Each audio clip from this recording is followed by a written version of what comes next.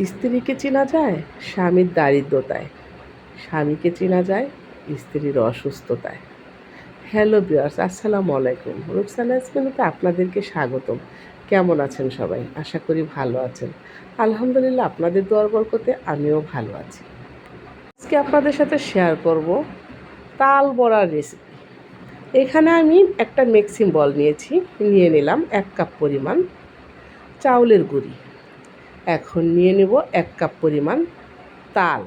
আমি তালটা গুলিয়ে রেখেছি, ড্রো বানিয়ে রেখেছি। 1 কাপ পরিমাণ ড্রো নিয়ে নিলাম। তো এখন আমি দিয়ে দিলাম 1 কাপ পরিমাণ নারকেল কুচি, আর দিয়ে দিব 3 চামচ পরিমাণ চিনি, দিয়ে দিলাম 5টা কলা, আর দিয়ে দিলাম সামান্য একটু লবণ। লবণটা আপনারা দেখে দেবেন। লবণ কিন্তু অল্প দিতে হয় মিষ্টিতে, না হলে কিন্তু বেশি লবণ হয়ে যায়। এখন আমি সবগুলো উপকরণ হাতের সাহায্যে সুন্দর করে মাখিয়ে নেব। আমার মাখানো হয়ে গেছে। এখন আমি চুলায় একটা প্যান বসিয়ে দিয়েছি। প্যানটা গরম হতে হতে আমি প্যানে দিয়ে দেব পর্যাপ্ত পরিমাণ তেল। তেলটা ভালোভাবে গরম করে এরপরে কিন্তু ড্রোগুলো ছাড়তে হবে। তো তার আগে আমি কিন্তু একটু কালো জিরা দিয়ে দেব।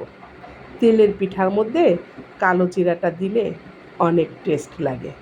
কার কেমন লাগে জানি না, তবে আমার খুব ভালো লাগে, আমার হাজব্যান্ডও খুব পছন্দ করে। তাই দিয়ে দিলাম 1 চামচ পরিমাণ কালো জিরা। কালো জিরাটা দিয়ে আবার আমি ড্রোর সাথে সুন্দর করে মিশিয়ে নিলাম। এখন তেলটা আমার গরম হয়ে গেছে। একটা একটা করে পিঠা আমি ছেড়ে দেব। একটা একটা করে ছেড়ে দিয়ে আমি কিছুক্ষণ পরে কাঁটা চামচের সাহায্যে সবগুলো পিঠা উল্টিয়ে নেব।